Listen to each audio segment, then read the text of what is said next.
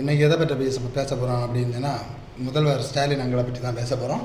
அதுக்கு என்ன பேச போகிறோம்னு பார்த்தீங்கன்னா, இன்றைக்கி வந்த அப்டேட் என்னன்னா, அவங்க வந்து பீகாரில் வந்து தேர்தல் பிரச்சாரம் மாதிரி, அதாவது இந்த வாக்காளர்கள் சீர்திருத்தத்தில் முறைகேடு நடந்து சொல்லிட்டு போயிருக்காங்க. பிரச்சனை இல்லை, அது ஒரு நம்ம நாட்டுக்காக போகிறது தப்பே கிடையாது. நான் என்ன கேட்குறேன்னா, போகிறதுக்கு முன்னாடி நம்மளுடைய நாட்டில், தமிழ்நாட்டில் வந்து சென்னையில் வந்து சென்னை மாநகராட்சிக்கு உட்பட்ட பகுதியில் வந்து தூய்மை பணியாளர்கள் வந்து ரொம்ப கஷ்டப்பட்டு சிரமப்பட்டாங்க. முதலமைச்சர் அங்கே போகலை, துணை முதல்வர் போகலை, யாருமே போய் பார்த்து அவங்களுக்கு ஒரு கட்டமைப்பை கொண்டு வரல, அதுக்கான தீர்வும் கொண்டு வரல, எட்டப்படலை.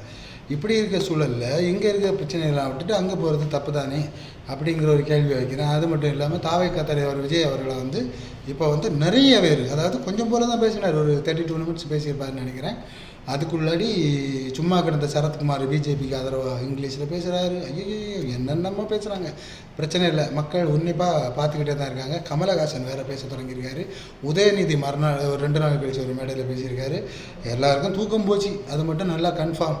சரியா? இப்போ எதுக்காக ஸ்டாலின் அங்கே போயிருக்காருங்கன்னா, தாவேகா டு காங்கிரஸ் ஒருவேளை கூட்டணியாக இருக்குமோ இருக்காதோ அப்படிங்கிற மக்களுடைய அந்த கன்ஃபியூஷன், அது நாங்கள் தான் கூட்டணிகிட்ட இருக்க போகிறோங்கிறத உறுதிப்படுத்துறதுக்காக தான் அவருடைய இந்த ட்ராமா.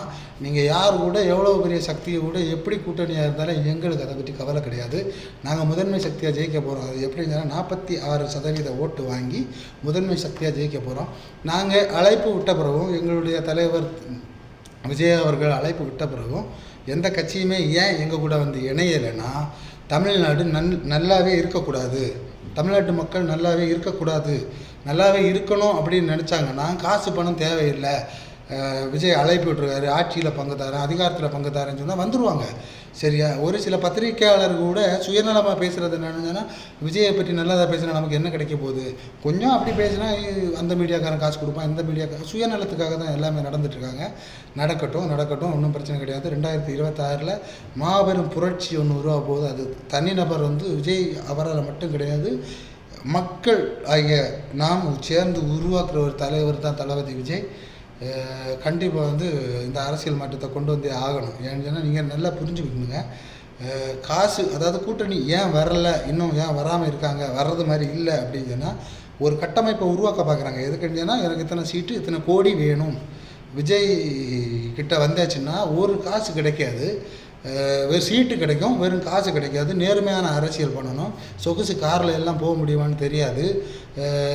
ஏன்னா விஜய் வந்து எனக்கு தெரிஞ்சு ஒரு 60% வேலை வாய்ப்பை உருவாக்கிடுவார். லஞ்ச ஊழல் பண்ண முடியாது. அப்புறம் இவங்களுக்கு எப்படி அரசியல் பண்ண முடியும்? அந்த ஒரு காரணத்துக்காக தான் பிரேமலதா விஜயகாந்த் கூட அந்த சீமான் நாய் அன்னைக்கு